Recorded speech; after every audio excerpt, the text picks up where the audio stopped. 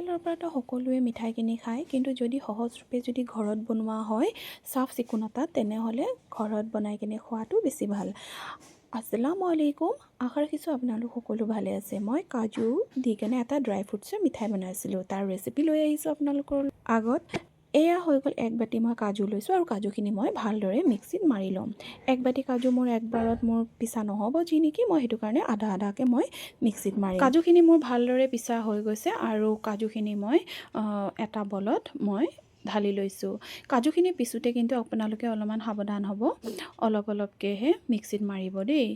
তাৰপিছত মই আধা বাটি মিল্ক পাউডাৰ দিছোঁ, আৰু প্ৰায় 3-4 চামুচমান মই গাখীৰ লৈছোঁ, আৰু তাত মই ৰেড ফুড কালাৰ লৈছোঁ। আপোনালোকে যিকোনো কালাৰ ব্যৱহাৰ কৰিব পাৰে, আৰু গাখীৰত মই কালাৰটো মিক্স কৰি লৈছোঁ যাতে সহজতে মই কাজুখিনিত ধুনীয়াকৈ মিল খায়। তাৰপিছত মই কাজু আৰু মিল্ক পাউডাৰখিনি মই ভালদৰে হাতেদি মই মোহাৰি লৈছোঁ। তাৰপিছত মই চেনি অলপমান প্ৰায় আধা বাটিমান মই চেনি ব্যৱহাৰ কৰিছোঁ, আপোনালোকে কম বেছি কৰিব পাৰে। চেনিখিনি মই পোনপ্ৰথমে অলপমান মিক্সিত মাৰি লৈছোঁ, ডাইৰেক্ট মই চেনি দিয়া নাইকিয়া, এইটো মিক্সিত মাৰি কিনে মই চুগাৰ পাউডাৰ ব্যৱহাৰ কৰিছোঁ। তাৰপিছত মই এইখিনি মিক্স কৰি লোৱা হৈ গ'ল, আৰু তাৰপিছত মই অলপ অলপকৈ কালাৰ দি থোৱা গাখীৰখিনি মই হাতেদি মোহাৰি লৈছোঁ।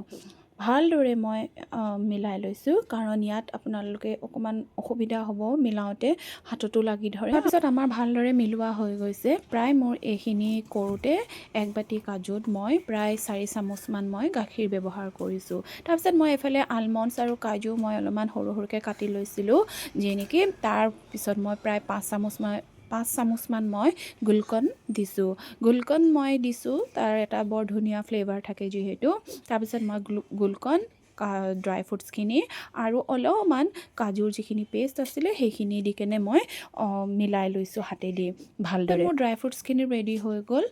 তাৰপিছত মই প্লাষ্টিক এখন লৈছোঁ, যি নেকি আমি যিকোনো বস্তু কিনিলে প্লাষ্টিক পাওঁৱেই, পলিথিন এটা, তাতে মই অকণমান তেল লগাই লৈছোঁ, আৰু কাজুৰ যিটো বনাইছিলোঁ বল, সেই বলবিলাক মই এটা বল দি কেনে ভালদৰে বেলি লৈছোঁ, আৰু তাৰপিছত মই তাত ড্ৰাই ফ্ৰুটছখিনি ভৰাই ধুনীয়াকৈ চাৰ্কলকৈ মই পেকিং কৰি দিছোঁ।